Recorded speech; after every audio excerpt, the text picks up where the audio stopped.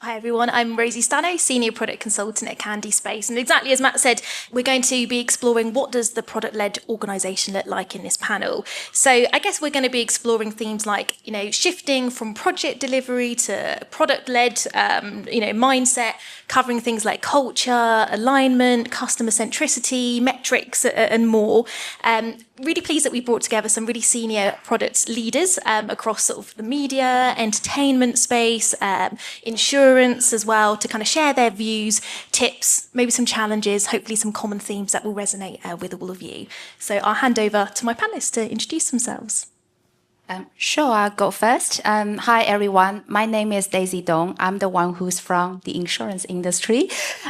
So I've spent most of my career in the whole kind of industry, from the consumer line all the way to commercial line, from reinsurance all the way to distribution. Started as a qualified actuary, so have seen the other side of the world, and transitioned myself into product management in the last about 6 years' time, working with insurtechs, fintechs, and currently with a few founders who are trying to start their foot in the right pace about their product strategy and operating model. Really looking forward to share some of the insights I've gathered in my journey in the insurance industry. Hi, I'm Steve Forde from ITV. I'm Director of Product for ITVX. So my team, I work alongside a fellow product director called Lee Marshall. My role is my team look after the core experience of ITVX. So going into the app, finding something to watch, watching it all the way through on the video, and then coming back in to watch something else. Anything else that needs an upsell or a new value proposition within there, or kind of payment, is actually handled by Lee's team. But my team look after all of the core experience of getting through all the kind of finding something to watch and then watching it. So I was there I've been at ITV for 10 years. I've been there, started off with Hub launch and then came through to ITVX launch, which has been a roaring success. But I'll hand over to Rosie now. Hi, I'm Rosie Snow, Director of TV Product at Sky. I'm the opposite side, so I'm like Lee, was it? So I'm the Lee side. So I look at the commercial, the pricing, the packaging, the subscription management, all of the account management, voice, our contact centres, and digital as well for Sky TV. I've been at Sky for only 2 years before that, which is very short in Sky terms.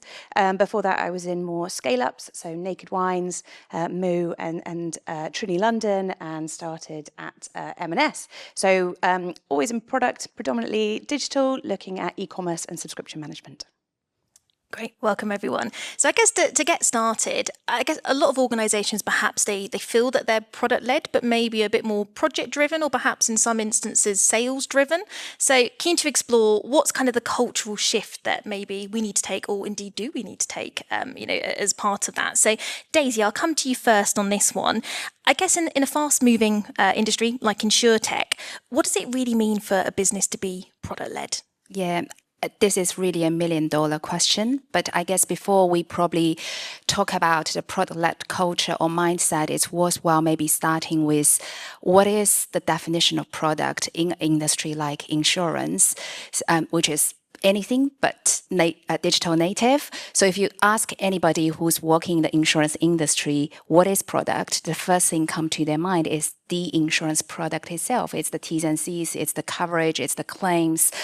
And it really takes a lot of internal awareness, kind of education, to really help the internal stakeholders embrace the fact product is a much broader, holistic concept than just the product that customer sees. It's also including the platform capabilities, the data products, everything surrounding that insurance products to enable its sales and its service. And that holistic ethos also applies to the role of product functions is playing in organizations like insurance company or insurtech companies.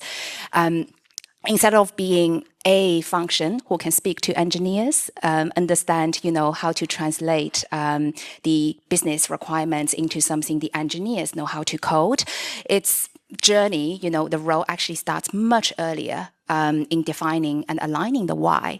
What is the customer need we're trying to address here? What is the business objective we're trying to achieve? And then bring all these things together to define what is the what and when, we should execute, and working with the engineering team about the how. So I think in my mind, the product-led culture really takes a lot of evangelization and making sure the product team, if not playing an active role, in fact, it should be part of the owner of defining and aligning the why of the organization from a product value proposition perspective, and then, bring everyone along, the stakeholders, to achieve the same vision. I love that sort of alignment of sort of the customer and business needs from the off. I think that's great. And then Steve, I guess in broadcasting and streaming, what do you think are maybe some of the common misconceptions that people have about being product driven? Well, look, ITV's just celebrated its 70th anniversary, so happy birthday, ITV. But for all those years, all those 70 years, we've been their products has been content, and the commissioning team would see that still as being the main product, and the commercial team would see the viewer as being the main product. So trying to kind of explain what it means to be a digitally led product is one of the big things that we're trying to do. Look, I think everybody will have it in their own organizations that people think being product led is being feature led, coming to you with hundreds of features and just expect you as product people to go and deliver them. So they see product managers and product teams as being delivery functions. And one of the things that we're on a journey with ITV, I'm sure everybody else is on a journey as well, but it sounds a bit X Factor, doesn't it? We've made great strides actually since launch. There's a madness of launch and there's a kind of post-launch madness as well. But then since then we've gone into a bit more of a steady state, which actually has helped us. Myself and Lee sat down and sort of talked about kind of the challenges that we have, and we worked out a way of working which is basically helping the business to deliver on some of the big bets that they think that they have, with big feature bets like launching on new platforms or doing more commercial upgrades, and then also trying to kind of defend teams who could do continuous delivery. So we've set up our ways of working now to have home zones that look after the platforms, develop the platform in the background. We have bets teams who are really project-led teams who are delivering the big things, and we make sure that we keep that list to a minimum. It's only the big bets that we go after, and we work through those things. And then we protect some teams where we have the viewer journey teams, we call them. So they are there to continuously deliver. We set them up with KPIs, and the KPIs are baked into the overall business plan, which sounds obvious, but we didn't do it before. So our product KPIs are now actually right in the business model. It means that our teams can focus on those KPIs, driving those KPIs, and they know that they are delivering against an overall value, and we can demonstrate that to the business. So with our viewer journey teams, we set up now so that we are delivering value every couple of weeks, and we tell the business about it. We send an email out with all the release notes on saying what we're doing, and that is actually been revelatory with the business. They go, we're still doing exactly the same amount of work we were doing before. Probably we're doing the same amount of work we were doing before, but they now believe what we're doing much more because they can see a lot more of it. And it's been a really big kind of piece for us to do that. So really for us, we're still educating the business and moving them away from being feature-led into explaining and really kind of educating them about being what it means to be properly product-led. I think that's really interesting. I think we have to be careful. Product-led or product roadmap, I think, can really get people's backs up. It kind of isolates other teams and it puts product at the top of the pile, which I don't think is actually the reflection. I think what we're really talking about in that, more to what you were speaking about, is the value-driven and the outcome-orientated, and that's what the focus needs to be on. And I think we go through these phases. Like MVP went through a phase of being like, it just gets bigger and bigger and bigger. Backlog became a phrase for just being like an ice bucket that's never going to get looked at. And I think we have to be careful about product-led, because I think that it's probably a little bit too high and mighty, and I think we need to repurpose kind of how we use that. No, I agree with that. I think the fact that it says product led, everybody believes that the product team have the final decision on something, and I wish we did. But we do have we sort of look at the viewer or the customer, and that's the way that you kind of, and what the business needs, and matching those two things together is what being product led is. But the word product led means we're the ones who are actually leading it and making all those decisions, and that's not the case. I love that. What I'm hearing is that more strategic shift from being feature-driven to value-led. I think that's a really interesting point. I guess, Rosie, kind of expanding on some of the points that you've touched upon, how do you move an organisation's mindset from delivering one-off projects to continuous improvement and evolution? Yeah, I think really interesting what you were talking about there about having horizon purposes, I guess, from those teams who are protected to focus on those big rocks and teams that are protected to work on continuous delivery. I think that's an interesting purpose for those teams. I think something that we have tried to do is there's no point in having a strategy or a roadmap that is going against what the overall business momentum is trying to do. And momentum is a really hard thing to gather. And I think you can use those big projects to gather momentum along a roadmap. So them being moments to get along the journey rather than them being a stop and start that you're kind of flitting all over the place. So if your big projects and your product roadmap aren't starting to align together, then you've got a disconnect between what that product team and that product development function is trying to do versus your commercial, marketing, strategic functions in the organization. I think you have to look at it and go, how do these two things start to work together? So they become the milestones and moments that you've got huge momentum from across the business to support. And that's a really powerful opportunity. I love having that balance and that kind of alignment around that. Yeah. Okay. So that leads me on to talking about, alignment, certainly from a team perspective. So I guess if we are taking that shift between sort of delivering those one-off projects to more kind of continuous evolution, that does require leadership buy-in, organisational change to a certain extent as well. Really curious to understand how the three of you adopt, bringing sort of teams on that journey, senior stakeholders around becoming product-led and that product-led mindset, and also ensuring that you're maintaining that, users are still at the heart of all of the experiences that you create as well across the product lifecycle. Daisy, I guess reflecting on your experience at Loadsure and Bolttech, how did you approach aligning those traditionally siloed teams like marketing, sales, engineering around like a centralized product vision? Yeah, and I think we've touched on alignment briefly earlier. That's definitely one of the top, I think, most challenging but also most fascinating things in our product people's working life, because everybody, regardless which function they working in an organization, has a say about what we should be building for the company going forward. And I think the product team really has quite a privileged role to be that spider in the middle of the web, like bring all the different functions together and understand their needs and their constraints. So going back to some of the things we mentioned, how to take, all these stakeholders along a journey, how to start from the very, start of the journey, say what really is the why there. And at the companies that I've worked with, we usually go with a lot of deep dive kind of landscape mapping altogether, really trying to understand not just our own value proposition, but the competitive landscape, the customer needs through interviews. And then product actually has been usually given that authority to really use your product management skills, speaking to people internally, externally, to bring all the insights onto the table, and then put a picture of what is the forest view of us want to achieve all the way up to the value proposition supporting the business strategy, your differentiator, your moats, down to specific feature components, how each of these supports specific business impact. And what I found with that kind of technical thing that you put everything on the table, bring people's insights out of their mind, and it makes the conversation much easier. And once everyone has been through that thought process, understand the goal we're trying to achieve, understand the constraints we have, which are a lot in the insurance industry, because it's not just marketing, sales, not just finance. It's also about the actuarial team, the underwriting team. They have their own concerns. The legal and the compliance team wants to be there all the time. So how you bring everyone on the same table, on the same page, and then the decisions about what gets deprioritized, what are the trade-offs we are making, then become much easier to be understood by everyone. Great. Always compromises to be made, right?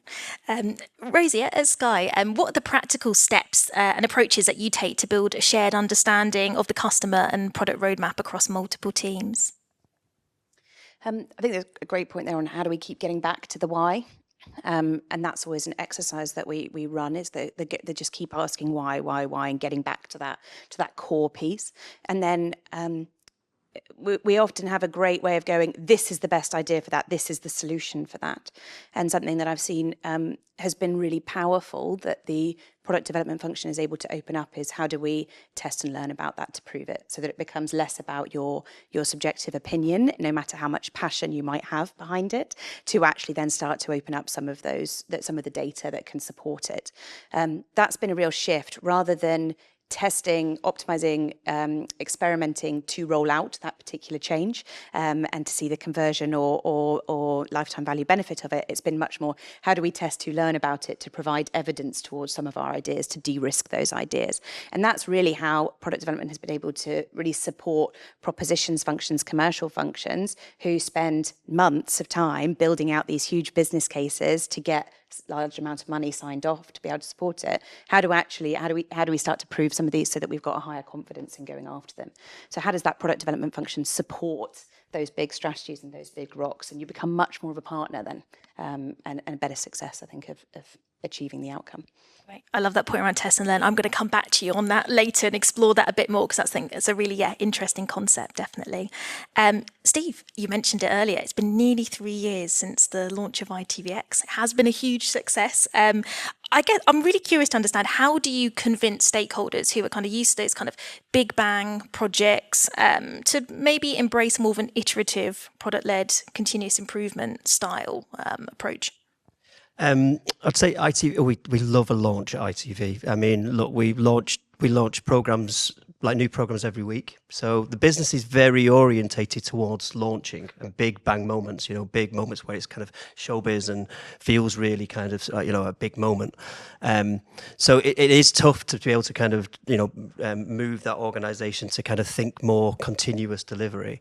I mean, we had the madness of launch. I'm sure everyone in products has been through a launch phase where you kind of scope and then descope, and then post launch you rescope with all kind of lists of people telling you what they want and what they need. And I think at one point we had like a list of about 500 things that people wanted.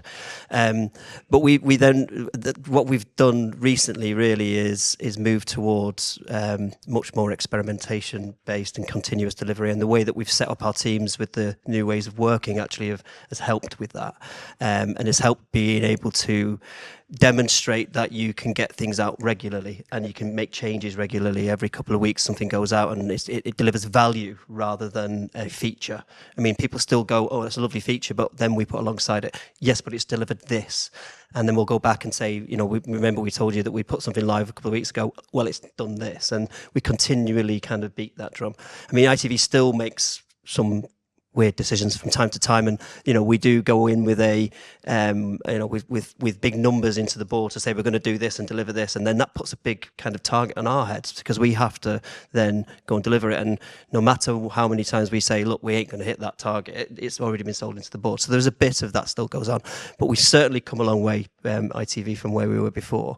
A lot of our stuff that we did at launch, where we set up, tagged everything, set up our tooling, set up our experimentation tool, has really paid dividends now to be able to demonstrate, experiment all the time, and really kind of drive that value and demonstrate that value back to the business, that if you go down this route, it's better than a big bang moment. You can get things more regularly. It might not be the perfect solution right at the beginning, but at least you can then move towards it. You are delivering value all the time. So there's a lot more to do, but we're in a better trajectory with it, I think, with the senior managers. Absolutely. We've been doing similar in terms, you feel like a parrot, like you just keep talking about the same thing, but with a different number in it. The other shift that we did was we started to align the roadmap to quarterly themes, and those quarterly themes measured up with commercial themes, so Black Friday being one, or being the New Year, which is the most frequent time for customers to change their broadband supplier. And so by having these moments of like, this quarter the theme is going to be this commercially, therefore before that we are going to be working to make that better and to improve that. And so starting to tie up the reality of trading of the business with then the optimization and iteration, so that it's anchored in those parts and it brings more partnership there. Absolutely. Keen to explore a little bit further around the concept of experimentation, test and learn. Rosie, I'll come to you on this one first. How do you get started with building that culture of experimentation? I think there's trust that has to be built up at the start. And some of that trust, I think, comes from setting the guardrails in place. I talk quite a lot with my team about the sandbox that you're playing within, and that you have freedom within that sandbox, but what's outside of that sandbox. And when you start thinking about experimentation, it's important to set those kind of boundaries, and for then trading, commercial, whoever it might be, to be comfortable with those. So working with them on, if it's like a Black Friday or a particular time of year, let's not take a huge risk at that point on 50% of our traffic. Let's be a bit sensitive towards each other, but also thinking about them understanding that the key thing that always happened at the start was day 2, numbers are plummeting, let's turn it off, and those knee-jerk reactions. So I think it's talking about at the start, talking about what are we going to do if we see this? What are we going to do if we see this? If it gets to below this threshold, then we will turn it off. It's having those proactive conversations that remove some of that knee-jerk at the start. Another tactic that we've taken is that we've always got a percentage of traffic that we're able to, so be it 20%, that we're able to then play with. And so that's always on, and that is within the control then of those teams to work within that. So it doesn't matter if it's Black Friday or other pieces; they've just got a boundary around that 20%. So yeah, I think it's about trust and transparency is what's key to that. Absolutely. I think, yeah, great advice on mitigating risk there, definitely. Steve, I guess you mentioned a moment ago around with the launch of ITVX, experimentation kind of being a core focus of that. Do you have any examples of a failed experiment or something that didn't quite go to plan that actually was a really useful learning? Failure. Actually, there's a chap in the room who ran this experiment. He's since left ITV. It wasn't linked. The two things weren't linked. But we basically set up when we went into doing personalisation. We had a hypothesis that we'd be able to that we'd get better results from heavier viewers, and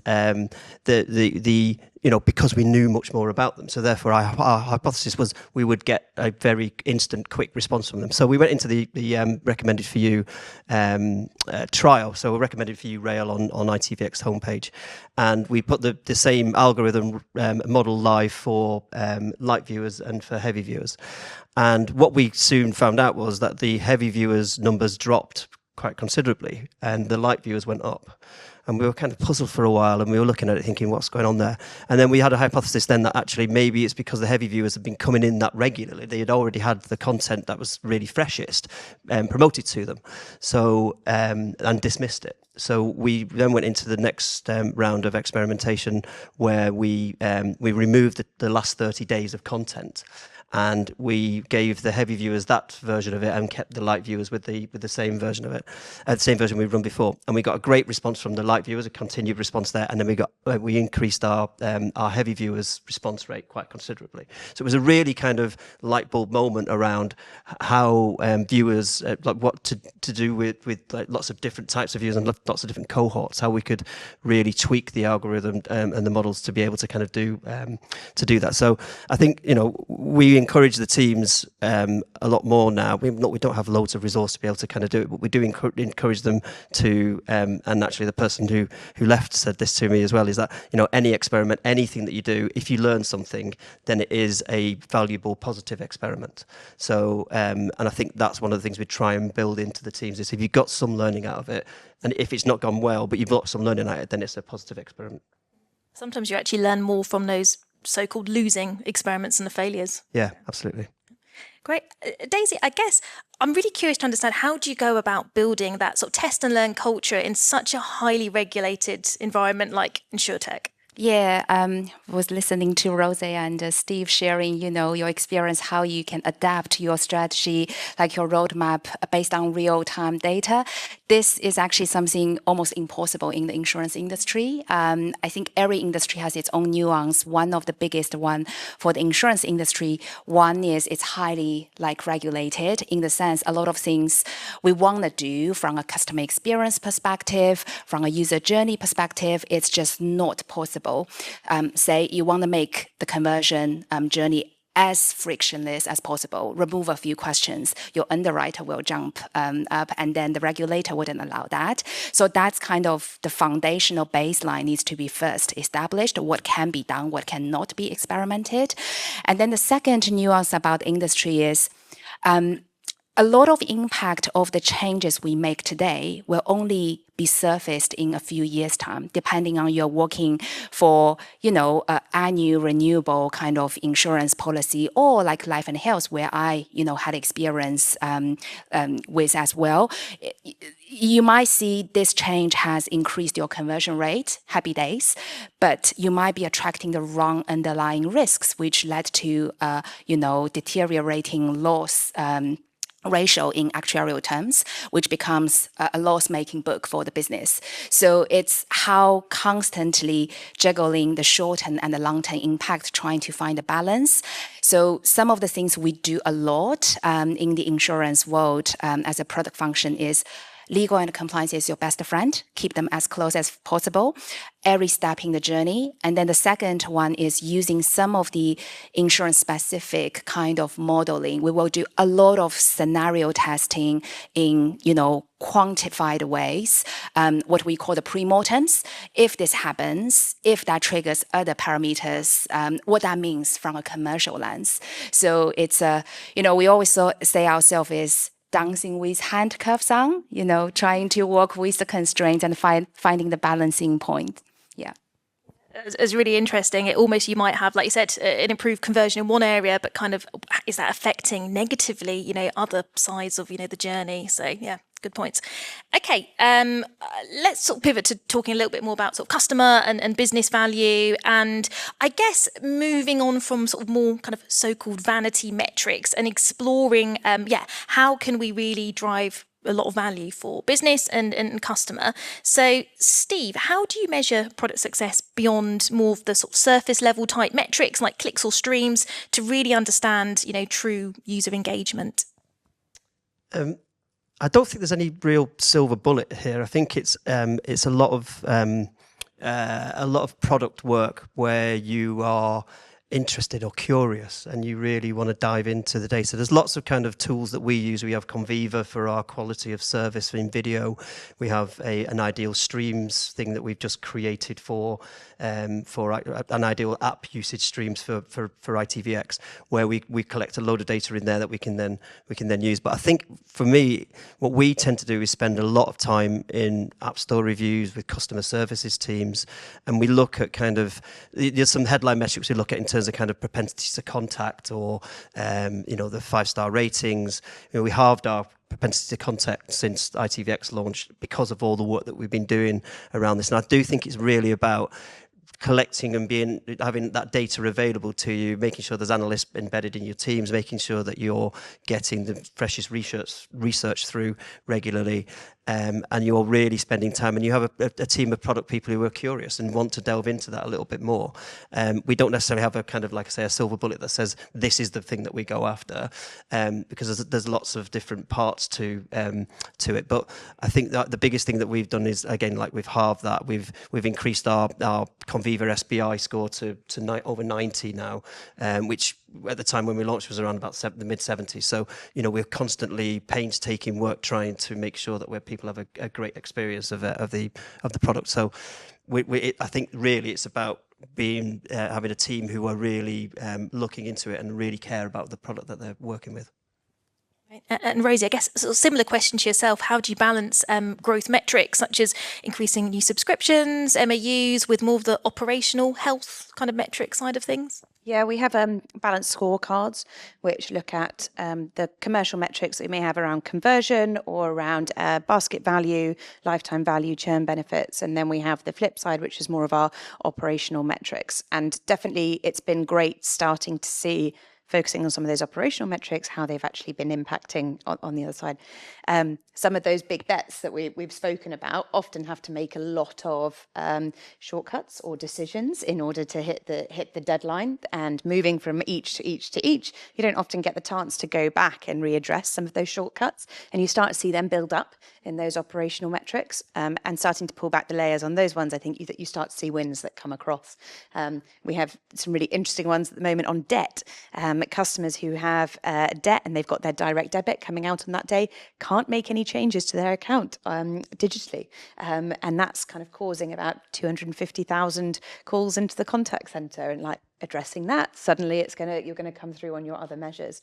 My favorite one is if you were a Sky customer before and you still have any hardware like a remote control, you can't order. And it's like those shortcuts that were taken at the time, we have to go back. And you do see them start to build up and impact on your commercial metrics.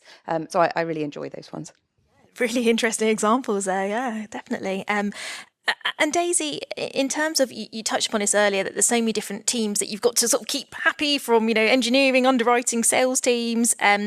How do you ensure that your product success metrics influence decision making across those teams so that you're, again, driving real business impact? Yeah, so speaking of, business impact and looping back to some of the discussion we talked about, it's, very important everyone have a shared understanding what we're trying to achieve. And also, the nuance about the leading indicators, which you're going to see some of the results immediately versus the lagging, indicators, which only going to surface in a few years' time. How can you keep that balance about it from all different kind of lens? And we always kind of categorize the measurements into loosely 3 buckets. One is the desirability, the business outcome, the customer need, the feasibility part, whether everything we build is scalable enough, especially very important for insurtech who are trying to make sure, their solution can be used across different lines of insurance products. And then also the viability, which going back to, how can we make sure everything we do eventually will work towards that financial target short and long term. So I think it's, again, constant kind of communicating and bring everyone onto the same page, making sure we really question ourselves, the things we're building. It's not just because, there's a shiny technology, we want to try it, but it's really because it's aligned with the business objective. Brilliant, thank you. Okay, I think we've got a bit of time to open up the floor to any questions. Does anybody have any questions for our panellists at all?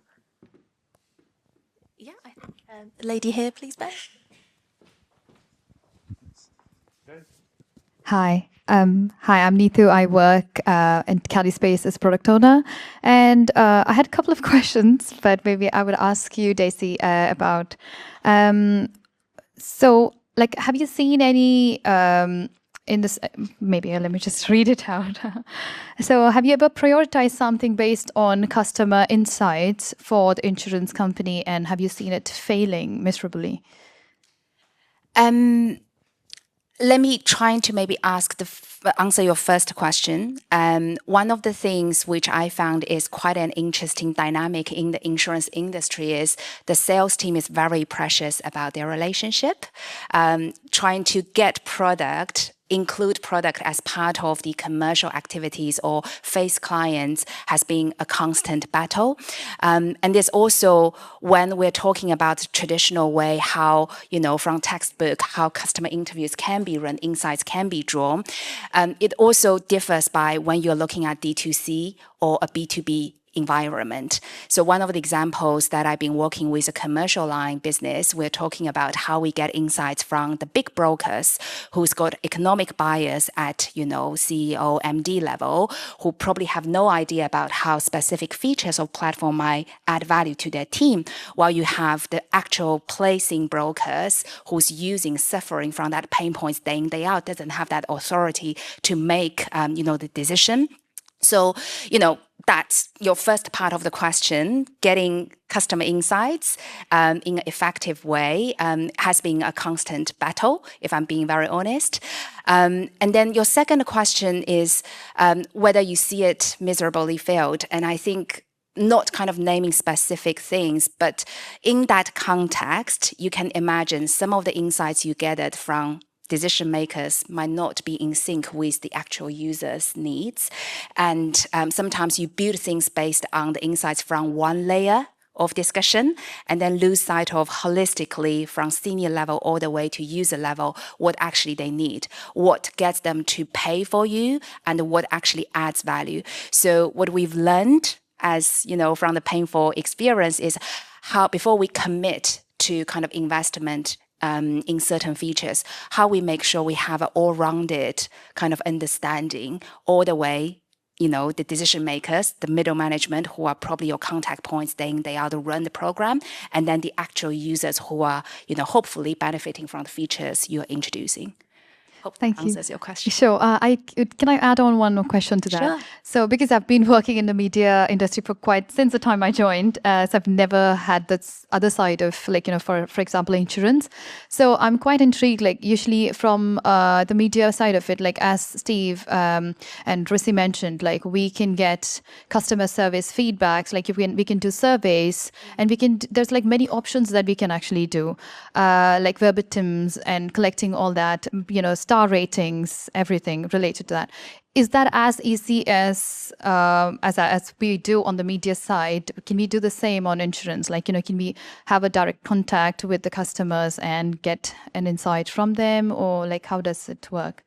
The honest answer is not really. So insurance, as you all know, nobody going to wake up one day say, hey, I'm going to go and buy insurance. I'm going to turn on TV and watch something. It's a grunge purchase in our kind of industry language. So we do the similar kind of customer research. We do send out a questionnaire. We do bring people into the room, do workshops. But the reality is you need to really delineate that negative sentiment around insurance built up, decades because the industry hasn't really done ourselves a service. And then from the things that you can make an impact on, things like, if it has been a painful journey, friction, very frictional, how can we dissect that process within the boundaries of what we're allowed to do by the regulation, by, the underwriters and actuary, and make that kind of functional thing better step by step. So I think to your question, we can use the same methodology, but the insights, if you take it very just on paper base, it's not going to be the right insight going to drive your decision. Learning how to delineate and take the things which you can make influence on will help a lot. Yeah. Cool. Thank you so much. Great. Thank you for your questions. Any further questions? Yeah. Steve? Hiya, I'm Steve, I work at Channel 4. Interested to hear about the experimentation you guys spoke about. And at Channel 4 we find experimentation quite simple and easy to do on our website and on mobile apps, but we struggle to do it a lot on the big screen devices, the TV apps, which is where the majority of our audience are. So I'd be quite interested to get your view, Steve, from an ITV perspective as how you deal with experimenting on TV apps. Well, I refuse to give you any information at all. Look, we use Amplitude, and I agree that it was a big ask for us actually in terms of because most of the experimentation tools, like you say, are very focused on web and on mobile. So we use Amplitude, and we are able to connect to TVs and run all the experiments across all devices. I'm sure you see yourself. That's the vast majority of viewing comes on the CTV platform, the connected TV platform. For those who are not in streaming, so yeah, we're able to use that. So I suggest you use them if you want to do it. But we're able to we engineered it in such a way that there is a connection between that. There's a little bit more engineering that we need to do on our side to be able to connect the two things together, but it was worth that extra effort to be able to do it. And it's a great tool that we use. I mean, we use it daily for analytics and for experimentation. Rosie, is there anything that you wanted to add to that?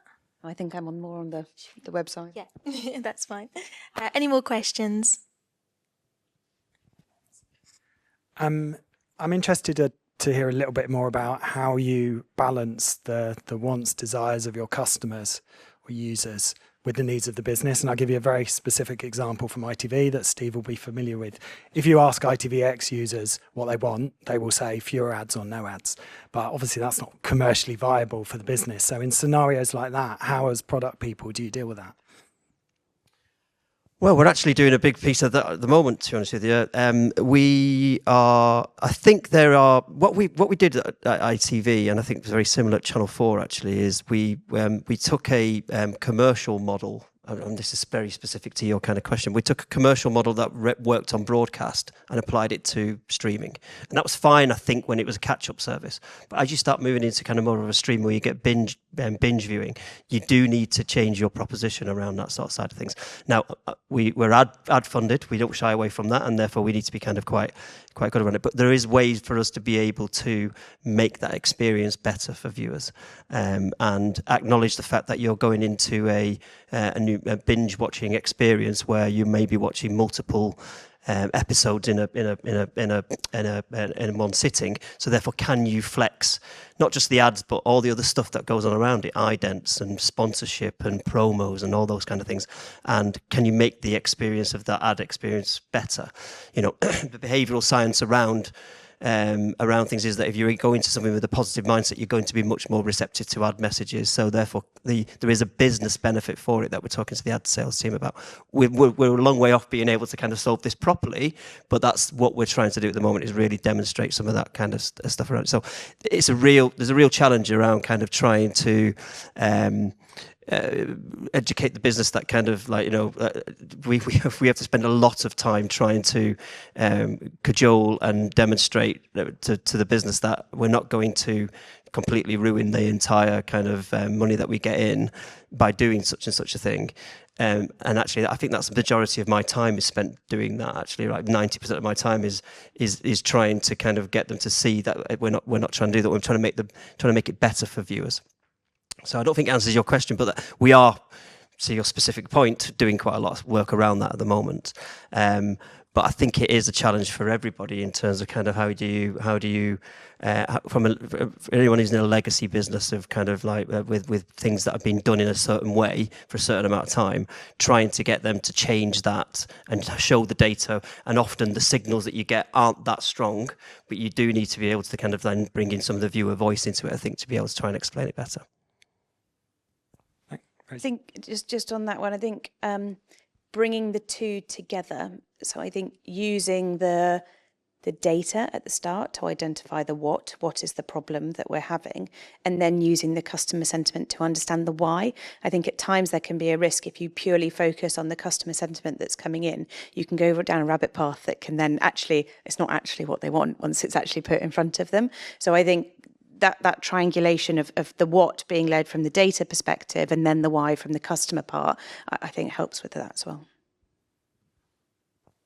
I got a follow-up question. No, it's not. It's a completely different question.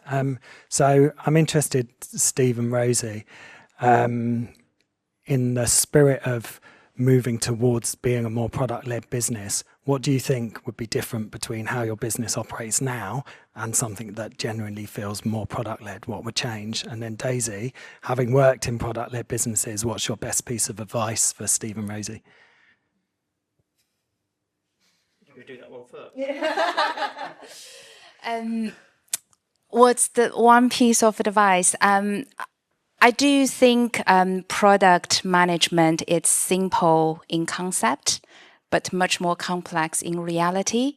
And it's deeply rooted in the context that you have in the industry. And I do feel product management is, each product team in each organization, even within the same industry, can be very, very different. Having probably not advice, and I think you both probably working that way already, just continue pushing the boundary in the sense that we are not just part of the how or the decider of the what, we are actually the owner or at least the co-pilot of the why. And then I think that probably from an InsurTech perspective, because it's all startup mindset, you do have that playground to influence your top decision makers, how to bring product from the very start of the journey.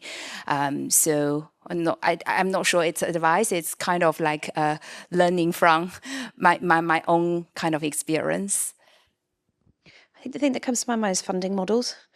So in a world where you have a yearly planning cycle, a yearly funding cycle with your finance partners, makes you very restrictive on what pivots you can make within the year and insight that's coming in. So for me, I think it's how do you break apart that yearly funding cycle and that to be more outcome orientated. So it's kind of seed funding for this particular amount of time to go after this opportunity. Let's learn about it to see if we're going to then invest further in that. So for me, that's a big block at the moment.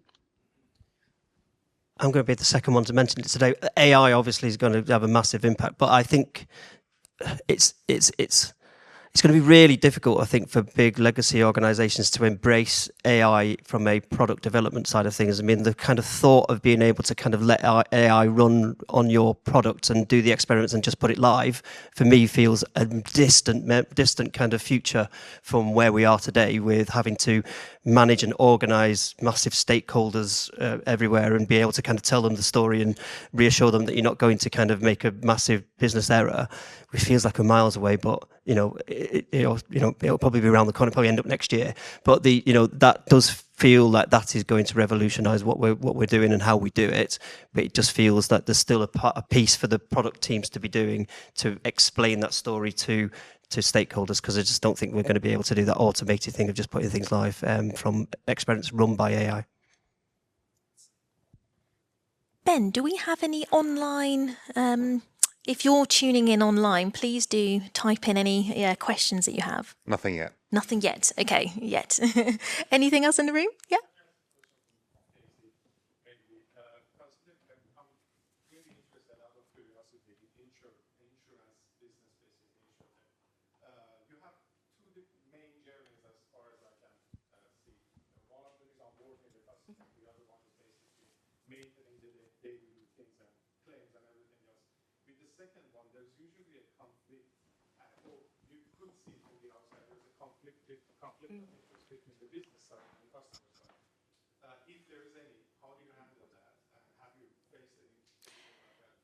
In theory, it shouldn't. And the regulator works very hard to make sure, it shouldn't be kind of any anti-UX to blocking people from claiming from their insurance products. And actuaries has been working very hard, making sure everything has been built in the commercial model. But I think it's a very kind of valid. It has been a lot of discussion within the industry about UX, anti-UX. Can we do that or not? So, I think for any insurance company who's got the right value, they will look at the customer lifetime value as the ultimate matrix. And because there's also policy renew coming along, it's not a one-off gig. So, that's kind of where, from an industry perspective, has been a lot of progress in the last few decades. Great. And on the front row, Ben, please. Hi, I'm Simon Fell, Digital TV Group. A question I think raised by something you said, Steve, about big launches and having at least 500 items to track afterwards. How do you best prioritize in your organizations the needs of what you have to do versus the business demands for you to do their thing first? What's the best way to prioritize? We generally kind of put on boxing gloves and went out in the garden and kind of fight. But no, it was quite a tough time, that actually, in terms of being able to prioritise all the kind of things that we went through. We went through a kind of very big and rightfully at the time a business case style way of being able to prioritise things, and my ex-boss is in the room at the moment who kind of helped us with a lot of this. We had to find a way to be able to quantify what we had, because obviously we've got limited resources. We had to find a way to quantify what we were doing. It turned into kind of lots of people writing business cases with kind of very false numbers in there, but we kind of questioned it, and we had a Jedi council where we went through them, and we found a way through of being able to prioritise for each of the different teams. The key thing from the product perspective there was knowing, the capabilities within each of the teams to be able to say, well, this team is now full of capacity. Which one of these things do you not want us to do business? Or we would say, and that was the value of kind of product, was the trade-offs that you could make. So we've got these two trade-offs, and often that would kind of help us through things, and then we kind of go to the next quarter and do the same thing again. I mean, you got down to some of the very sort of small things on the list, and they were tiny, they were tiny little things that just wouldn't have moved the dial. But that's how we did it at the time. We've now moved on to a kind of a slightly different way of working, which is a bit more steady state post-launch way of working, where we, like I said before, we have the home zones for technology platform build. We have bets for what the business decides are the kind of big bets that we want to make. And then we have these viewer journey teams who we protect. We make sure that the viewer journey teams have viewer journey partners in there, and that's the stakeholders come and to actually sit in the teams and help to kind of then formulate what the teams are doing. The teams then work in slices. A slice is about a month, and then they break the work down into every 2 weeks, so we release every couple of weeks. So we have gone from those big lists with big kind of industry around kind of business cases being developed for each of those features to a much more steady state now, where everyone seems a lot happier. Everyone seems a lot kind of more, they're getting what they need, and we communicate out a lot more than we used to as well. Thank you very much. Great, thank you. Any further questions? Very quick look at anything online. Thank you. No? No. Okay. They're all shy. Oh, Far too shy. okay. I think we've got one more in person. Thank you. Question off the back of what Steve said and what has been said a bit earlier around communication and transparency. That is obviously a huge, important part of product. And I think it's great that at ITV we've started having those release notes and just kind of circulating more information to people who wouldn't necessarily otherwise see it. Have you run into any scenarios of that backfiring, in the sense of people coming in with opinions that wouldn't have in the past and kind of getting in the way and having to navigate that, where there are just too many cooks in the kitchen because they say, oh, now we have access to this information, let's do more with it. And why have you done that? Let's do this differently, that kind of thing. Not yet. It's been the opposite, actually. I think we've moved from where we were before, where they would come in with lots of opinions about kind of what they think needed to be done. Our ceremonies now, we have, like I said, the fortnightly comms. We also have a show and tell, which is all very, very data driven. This is what we've done, and these are the reasons why we did it. I would say that there's some kind of, when we've also been doing a long-term holdout group, which is to basically be able to demonstrate to the. And I'll tell you this because of the implication of it. We've done a long-term holdout group where kind of a small proportion of our audience don't get the product upgrades, because we want to be able to demonstrate the value that product is actually bringing to the party, and it's very positive, by the way. But because everyone at ITV is just like, it's the content. Everyone just comes for the content, so we have to kind of demonstrate. And what the risk in doing that would be probably around the budget in the future, and the benefits of doing it is the budget in the future. So it could have come out as being flat or down, and we didn't deliver anything. But we, there's that more information could lead to the senior managers looking at it and going, well, actually, you know what? If that's what it does, then here's your budget. It's kind of related to that. So there's been a little bit of that we kind of need to navigate, but it's all showing very positively anyway. I wouldn't have said it otherwise. Great. Well, thank you very much to my amazing panellists, Daisy, Steve and Rosie, and for all of our questions as well. We're going to have to take a short break now for coffee, a bit of networking. If you've got any follow-up questions for our panellists, do come and find them. I'm sure they'll be happy to answer any questions that you may have. If you're tuning in online, we have an interview that's been pre-recorded with the CTO of Hearst Networks. So I hope you enjoy that.